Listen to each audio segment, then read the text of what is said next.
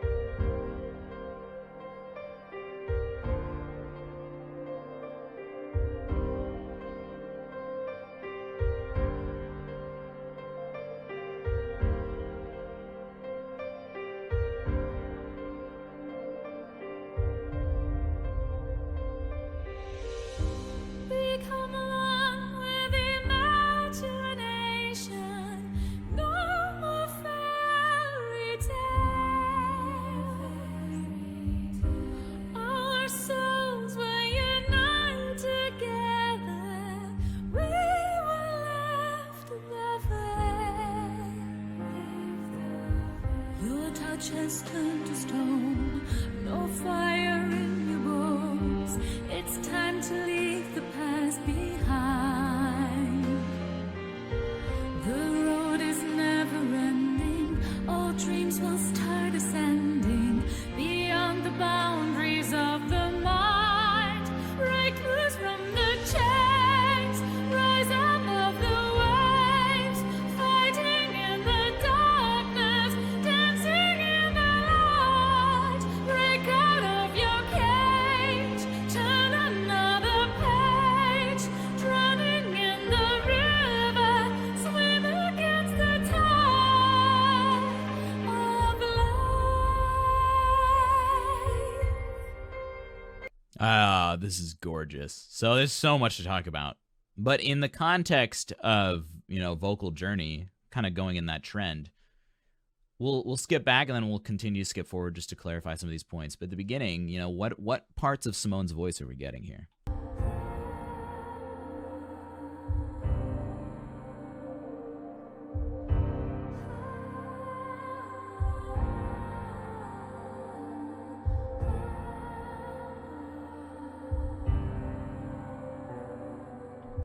Totally pulled back, totally relaxed, breathy, airy sound. It's creating the world, right? This is a great music video. Now, we can't comment on the physicality of what she's doing because it doesn't seem like she's probably not singing the same way while they're filming this video. So we can't talk about the anatomical, what we're seeing. But what we're hearing, it's super obviously that pulled back, airy, ethereal, breathy sound that's creating this misty world, and perfect video for that idea.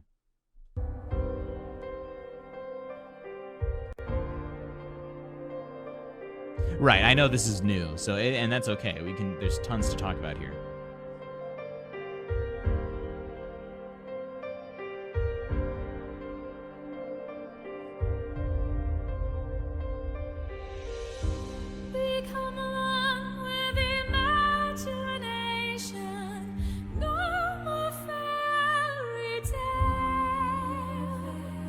So now we're adding a little more vocal involvement to go to the next stage away from the breathiness. We still have a little bit lightness and airiness in the sound, right?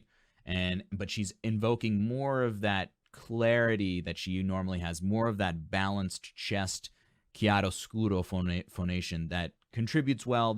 From this vocal position, it feels like she can go anywhere. It's very flexible.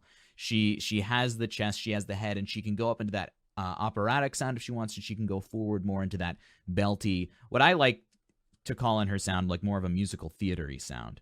But it's still very much in line with the text she's singing about let go of imagination.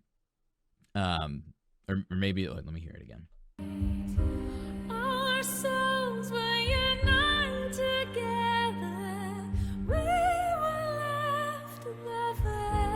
We will lift the veil, our souls will unite together. It's this sense of impendingness, this anticipation in the voice. This vocal mode that she's singing in, it's a complete use of the vocal folds. It's not too tight in the chest position. It's not too tight in the head voice position, and it can go anywhere. And it reflects really well the text she's talking about, this anticipatory feeling. We will unite. We will lift the veil, right? Going forward, hearing how she builds is going to be even more exciting with that in mind. No fire in your bones. It's time to leave the past behind. The road is never ending. All dreams will start ascending beyond the boundaries of the mind. Break loose from the chains. Rise How'd you know? above the waves. Fighting in the darkness. Dancing in the light. Break out of your cage. Turn another page. Drowning in the river. Swim against the tide of life. So she's still singing in that relaxed laryngeal position, really depressed laryngeal position. But she's easy with it, allowing for the air to take over, be breathy, and yet she's lifting her soft palate and allowing for that beautiful Simone Simons color to shine through in everything she's doing. But it's not too far forward in that belty position. It's not too far back in that operatic position. We know she can do both. We've heard her live doing both. And so we're still in this anticipatory nature, right? Now, I'm curious why this is called Rivers. I'm still trying to figure that out. I hope we figure it out. Maybe we won't. Maybe we'll never know. Let's keep listening. Holding tight to the ever after, living for a sign to survive raging storms together through the eye of time. The eye shows no reflection, no dreams without inception. Exist within oceans of time. Break loose from the chains. Rise above the waves. Fighting in the darkness. Dancing in the light. Break out of your cage. Turn another page. Drowning in the river. Swim against the tide of life. So if the universe, if the life is an ocean, we're all rivers flowing into that ocean, right? That's what I hear. Awesome Double O Donut for calling out Rob Vanderloo, the bassist who wrote the melody of the song. That's really cool. It's a beautiful melody, and it's a melody that can continue repetitively without finding any resolution, right? Rivers symbolizes the calmness and at the same time the uncertainty in life, the ebb and flow. The calm water represents peace, and a strong river stream means that you have to face challenges and swim against the tide of life. Now, that's what Simone Simons said about this. I mean, that sums it up perfectly. I think going even further and maybe thinking about, now in these lyrics, how the ocean is time and our life is taking place in the river flowing into time. Now, part of the message is swimming back up the river, which makes me think of don't let your time go to waste. Don't just let your life, which is the river, flow directly into time. Don't let your life just be a piece of time. Work against the time you have. Make the most of the time you have. Spend the most time and effort you can in the river before it just flows into the ocean of time and gets blended in with everything else. Right?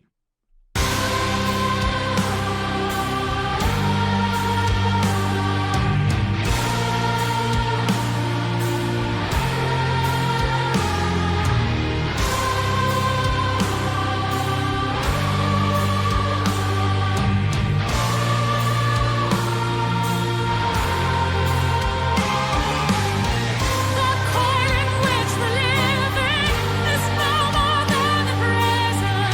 The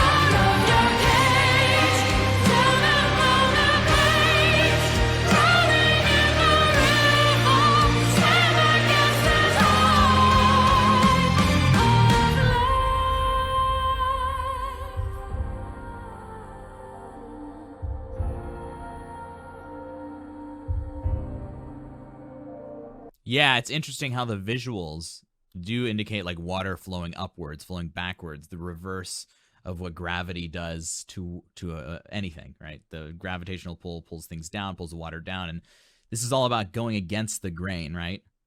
Um, it messes with your perspective of the scene, but if you're watching it intently, it it goes against the grain, right? It gives that's probably what gives you goosebumps, Capriani, right? It's this video and this song is literally shaking up your perception of how physics works, and therefore your perception of how the themes of this song work. It's absolutely fantastic. Yeah, no, Nick Wilbers, we've definitely talked about how the Netherlands has the best symphonic metal singers, especially from a female perspective. I love my Finnish metal tenors as well, But yeah, oh, absolutely beautiful. There's really a lot to unpack in this last scene, especially. Let's play a little clip of it. We can talk about her vocalism.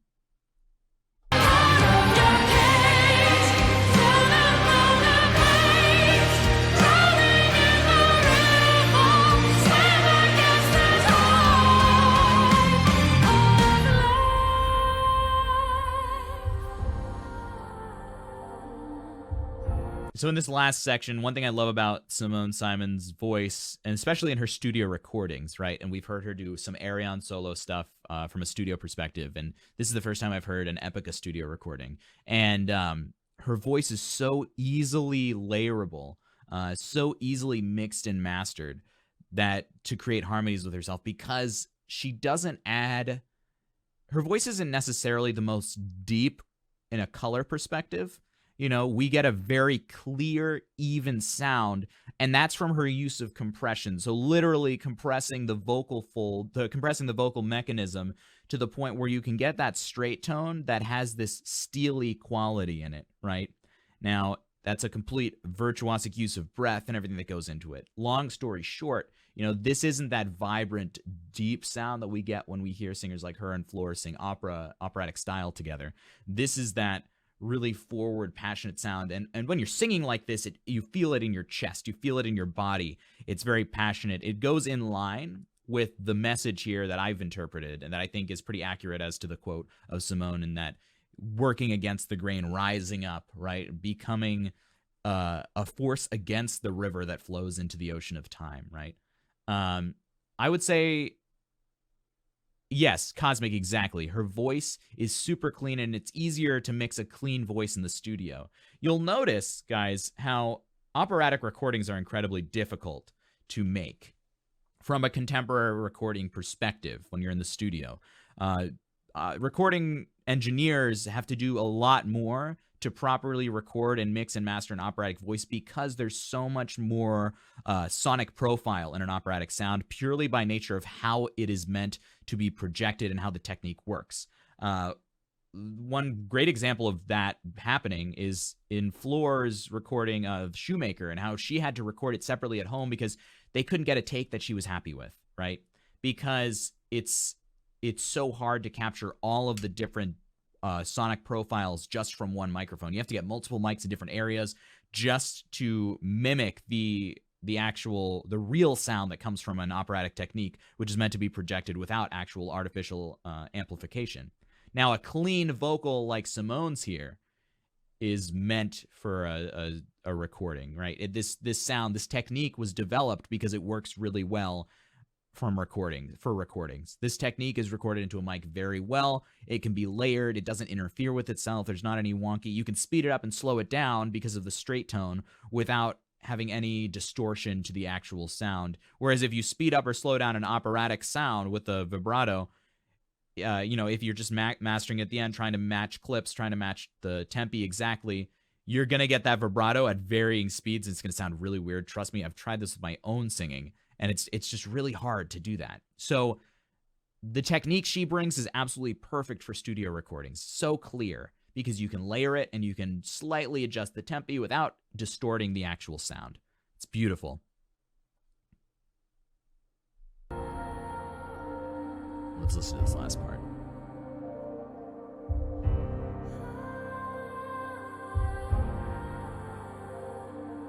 Yeah, double O donut, I agree. But when I say layering, what I'm talking about is layering with itself. Like they layer a lead singer's harmonies in studio recordings to add some more depth to a sound. You can't do that so easily with an operatic, vibrant type of singing. Now, vibrancy in this case, what I'm talking about is literally the vibrato of the sound, not like the shimmeriness. She has a lot of shimmer in her sound, but it's straight tone, it's compressed, it is very well supported. It's closer to a belt, but it's not fully chesty, it's not fully heady. It's a very good balanced sound. But I put up on the Patreon. If you join Patreon, I have a listening guide that goes through a lot of the different types of phonation that I talk about. So vibrancy versus straight tone, vibrancy being vibrato. And I have an example there of vibrancy, an example of straight tone. But vibrancy is a lot harder to record unless you're just doing a one acoustic take. But when you're matching it up with different elements and different recordings, different instruments being played at different times in the recording process, it's much harder to sync that all up and master it and mix it in a way that sounds good. So with that all being said, Simone is the perfect voice for a studio, and she can do all the stuff that makes a live performance so exciting as well. Beautiful recording. Thanks for bringing that up, Capriani. I appreciate it.